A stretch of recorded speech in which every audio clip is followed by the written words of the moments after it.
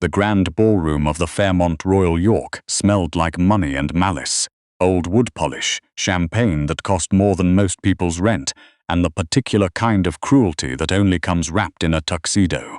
Harriet Osei-Mensah stood near the tall windows overlooking Front Street, holding a glass of sparkling water she hadn't touched, watching the city lights blur in the January cold outside. She had worn the navy dress her colleague had called safe. She had pinned her locks back the way her mother always said, made her look more professional. She had smiled at the right people, laughed at the right moments, done everything the unspoken rulebook of the Alderton Group Christmas gala required. None of it mattered as it turned out. Harriet. Patrick Sweeney's voice carried that particular tone she'd learned to dread, low, controlled, the voice of a man who had rehearsed what he was about to say. He was standing beside Ingrid, the events coordinator who couldn't quite meet Harriet's eyes. "There's something we should address." She turned. Patrick was her fiancé, had been for 11 months, had proposed in Montreal, in the snow, in front of a horse-drawn carriage like something out of a postcard. She had said yes without a single hesitation. "I've been offered the Vancouver position," he said. "I know," she smiled. "We talked about it. I said I'd consider relocating and going alone."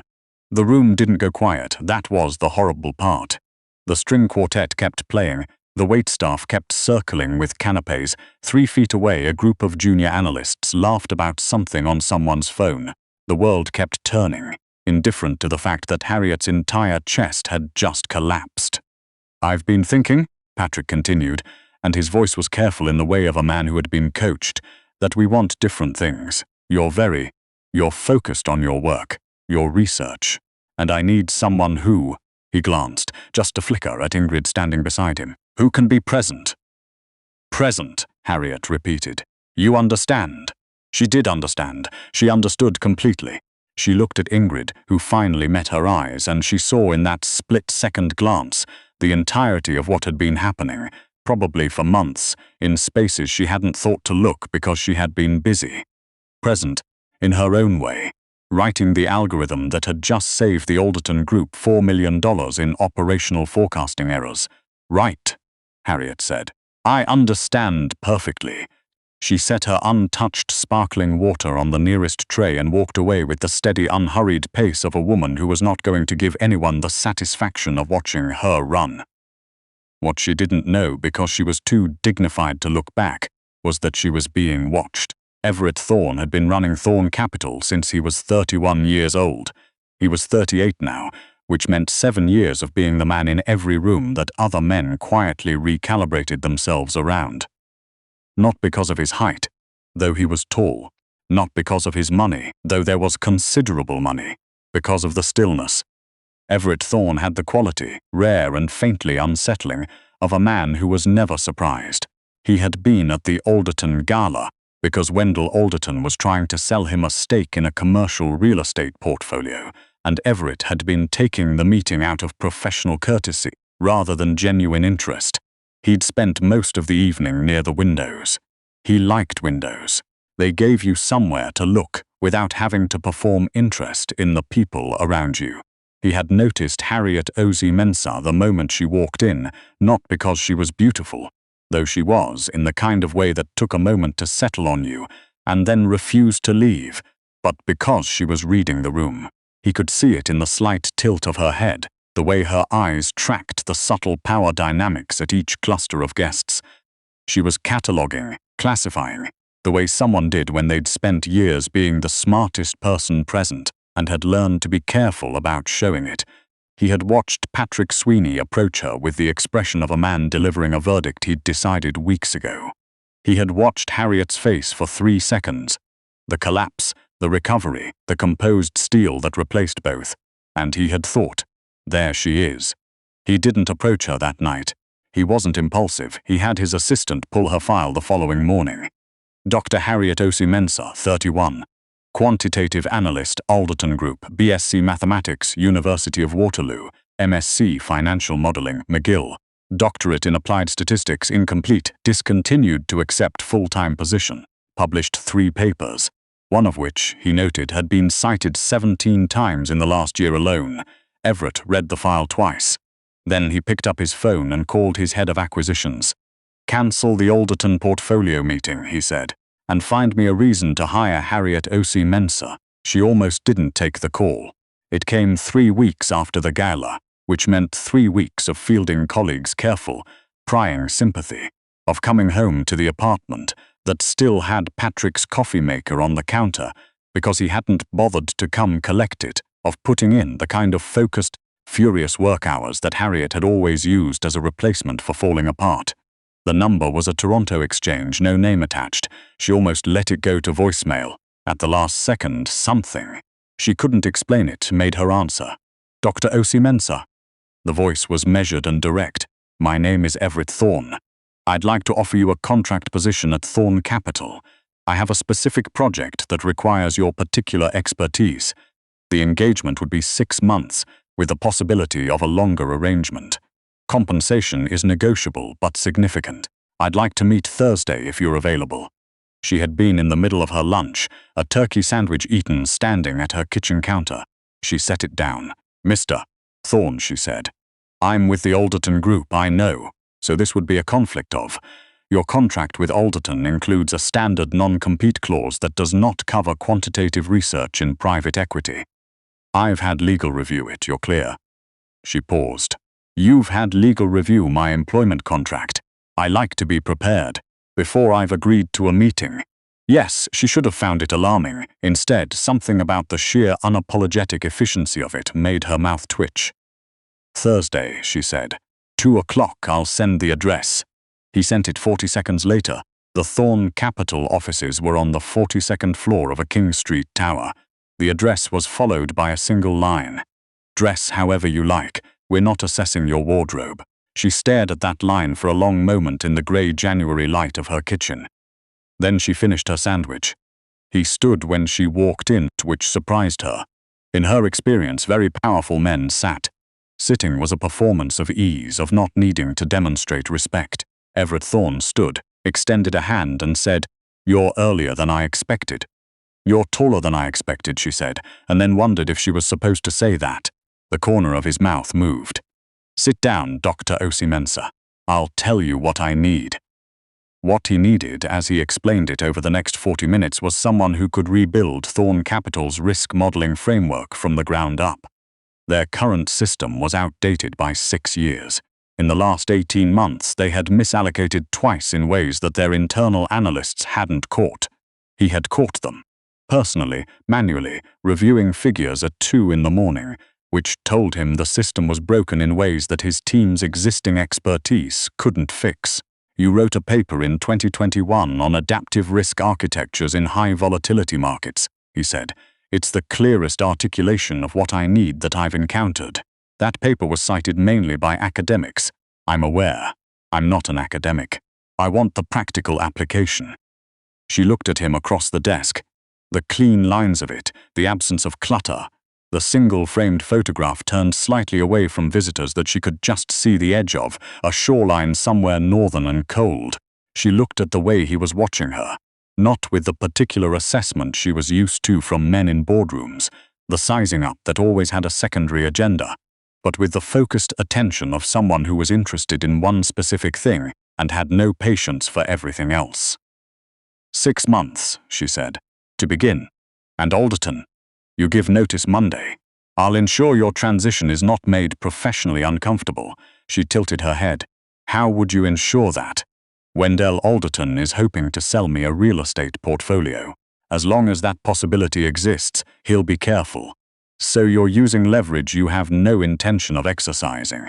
I haven't decided not to exercise it, he said evenly. The portfolio has some interesting parcels. I haven't ruled anything out. She looked at him for another moment. I want the salary in the contract, not discussed verbally. Of course. And I want access to your full historical data, including the 2 misallocations.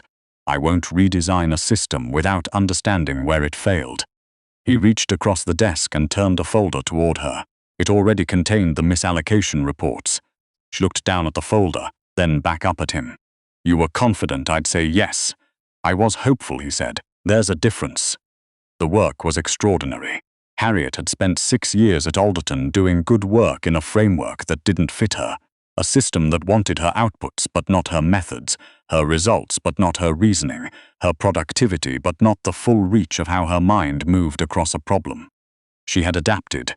She had made herself smaller in the ways that were asked of her and quieter about the parts that couldn't be contained. At Thorn Capital, no one asked her to be smaller. Everett had given her a corner office. Not symbolically, but because it had the best light and 2 walls of windows, and she had mentioned offhandedly that she thought better when she could see the sky. He had said nothing about it. The next morning, the office was hers. She worked in a way she hadn't since graduate school, the deep, consuming kind of work that made time disappear, that sent her home at 9 in the evening with her brain still running at full speed and her phone full of notes she'd typed into it on the elevator down. She rebuilt the risk architecture from first principles, argued with the quantitative team in a way that was direct and occasionally heated and entirely productive, and started sleeping better than she had in years. She didn't think about Patrick. She didn't think about him until the Thursday of her 4th week at Thorn Capital, when she ran into him in the lobby of the building that housed both Alderton's offices and, as it turned out, Patrick's new Vancouver-bound project's temporary Toronto workspace. He was with Ingrid. They were holding coffee cups and Ingrid was laughing at something, and the laugh died the moment she saw Harriet walking toward the doors. Patrick's face went through several things in rapid succession. "Harriet," he said, "I heard you left Alderton." "I did. Where are you?" "Thorn Capital." She pulled on her coat. "Have a good afternoon." She was 3 steps past them when she heard Ingrid say, in a voice clearly meant to be quieter than it was, "You were engaged to her?" She didn't hear Patrick's answer. She pushed through the revolving door and out into the February cold and stood on the sidewalk, breathing the clean, sharp air and feeling something she hadn't expected. Not hurt, exactly. Not the collapsed chest sensation of the Fairmont. More like the specific, clarifying anger of a woman who has just remembered very clearly, exactly, who she is. Her phone rang as she reached the corner. It was Everett. "Are you still in the building?" he said. "Just left." "Why?" "I'm downstairs. There's a dinner I'd like you to attend, tonight I'm aware it's short notice." She looked down at herself, the good coat, the dark trousers, the heels she wore on days she needed to feel certain of herself. "I'm already dressed," she said. "Where?"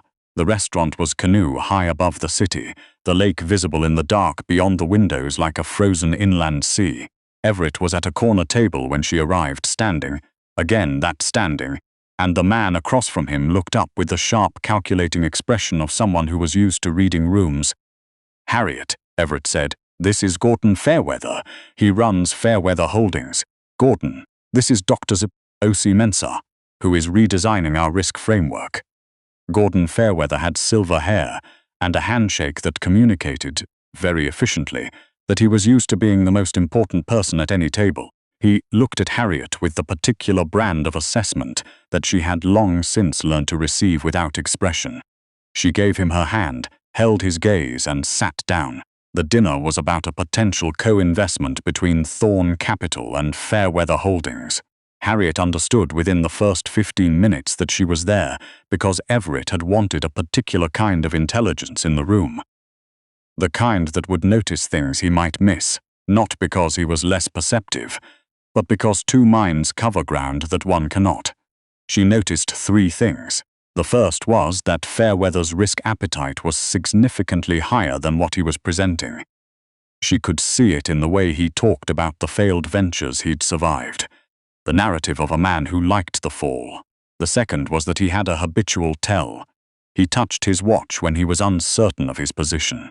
The third was that he kept referring to a subsidiary called Fairweather Construct in the past tense, which suggested it was no longer operational and had been quietly removed from his portfolio, but it hadn't been in the briefing materials Everett had sent her. She waited until there was a natural pause and said, "Mr. Fairweather, can you tell me more about Construct's closeout? I don't have the timeline." The watch touch was immediate. Gordon Fairweather looked at her with the expression of a man recalibrating. "It was a commercial real estate venture," he said carefully. "It wound down last year. The liabilities?" A pause. Largely settled. Largely, she said pleasantly, and left the word there. Everett across the table said nothing, but she could see at the very edge of her peripheral vision the slight movement at the corner of his mouth. They walked out into the cold together 2 hours later, Gordon Fairweather having excused himself early with the look of a man who had come expecting to lead a negotiation and found himself, unexpectedly, having been the one studied. Largely settled, Everett said as they waited for the elevator. The liabilities on Construct are at minimum 40% unresolved, Harriet said. I'd want to verify before you put capital anywhere near a joint structure with him, I know. You knew before dinner. I suspected I wanted a second read. The elevator opened. They stepped in. The city dropped away beneath them as they descended, and Harriet watched the floors tick past in the reflection of the polished doors. You knew about Patrick Sweeney, she said. It wasn't a question. A beat. I was at the gala. I know you were. She turned to look at him directly, which was something she'd noticed she did now, looked directly at Everett Thorne in a way she had learned not to do with men who found it threatening. He didn't find it threatening. He met it steadily. How long had you been watching before he came over? Long enough, he said. That's not an answer. The elevator reached the lobby. The doors opened. He stepped out first, then turned, and there was something in his face that she hadn't quite seen before. Not the stillness, but underneath the stillness, something with considerably more weather in it. Since you walked in, he said, if you want the exact answer. She looked at him in the bright cold lobby of the Canoe Tower, the city visible through the glass walls in every direction, lit and enormous and indifferent. I want the exact answer, she said quietly. Then that's it. She didn't process it that night. She went home and sat at her kitchen table with her laptop and worked for 2 more hours on the risk architecture, because that was what she did when something needed containing. She put her mind somewhere that required all of it. But she lay awake at 2 in the morning staring at the ceiling, and she let herself think carefully about what it meant that a man like Everett Thorne had been watching her from across a ballroom for an hour before her world came apart, and had said nothing, done nothing, simply seen her, and then called her 3 weeks later, not to comfort her, not to rescue her, to put her to work. She almost laughed there in the dark of her bedroom. It was, she thought, the most accurate thing anyone had ever done in response to knowing who she was. The issue with Fairweather Construct broke 4 weeks later, publicly and badly. A creditor lawsuit that made the business section of the Globe and Mail and removed Gordon Fairweather from any realistic position as a Thorne capital partner. Harriet's risk assessment, filed the morning after the dinner, had laid out the exact exposure with a precision that Everett's legal team had used as a roadmap for their decision to walk away. The afternoon the story ran, Everett appeared in the doorway of her office. Good call, he said. It wasn't a call. It was arithmetic. Most people can't do the arithmetic. She set down her pen. Was there something you needed? Or are you here to compliment me in a way that sounds like a statement about other people's limitations? He came and sat across from her. He never leaned in doorways, she had noticed. He either entered a room or he didn't, and for a moment he said nothing, looking at her with that particular attention she had grown, over these weeks, to feel as something other than professional scrutiny. There's a conference in Halifax next month, he said. Pemberton Capital is presenting their new fixed-income model. I'd like you there, to assess the model. Partly. She waited. My family will be there, he said, with the deliberate care of someone navigating around something, not through it. My sister runs Pemberton's risk division. She and I have the relationship is functional, but events where we're both present are attended by a particular quality of scrutiny that I find. He paused. Exhausting, she offered.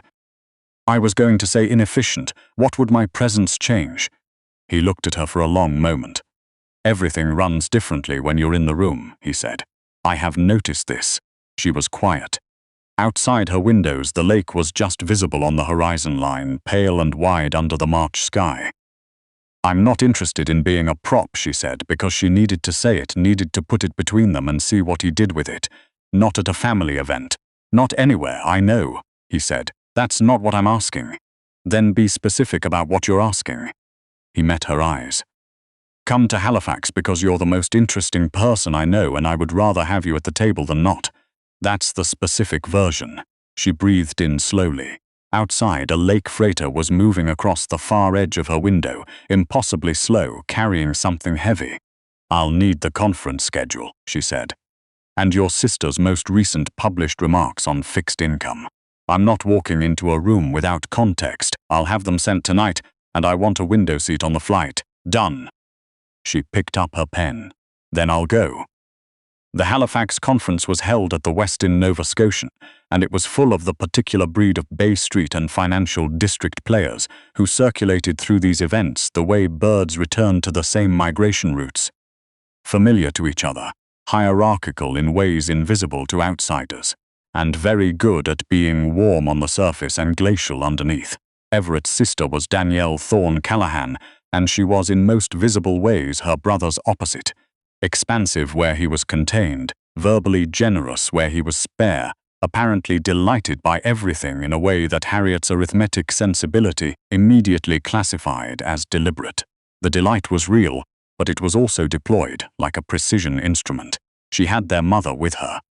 The mother's name was Rosemary, and she had the look of a woman who had spent 40 years being the most underestimated person in every room, and had found this largely convenient. Rosemary Thorne looked at Harriet for approximately 4 seconds upon introduction and said, "You're the one who caught the Fairweather situation. Yes, good." She patted Harriet's arm with the brief efficiency of a woman who didn't waste gestures. Everett needs people around him who can see what he can't. He's excellent at what he does, but he has a tendency to overestimate other men's integrity. She glanced at her son with an expression of complete and comfortable exasperation. "It's his one significant professional flaw, Mother," Everett said. "I'm talking to Dr. Osei-Mensah." Rosemary turned back to Harriet. "Stay close during Pemberton's presentation. Danielle will try to make it seem more robust than it is." Harriet blinked. Then she said, "I'd already planned to." Rosemary nodded, satisfied, and moved away toward the buffet. Everett stood beside Harriet and said very quietly, "She likes you. She just met me, I know. She's usually at least an hour before she starts strategizing with someone." He looked faintly, beautifully bemused.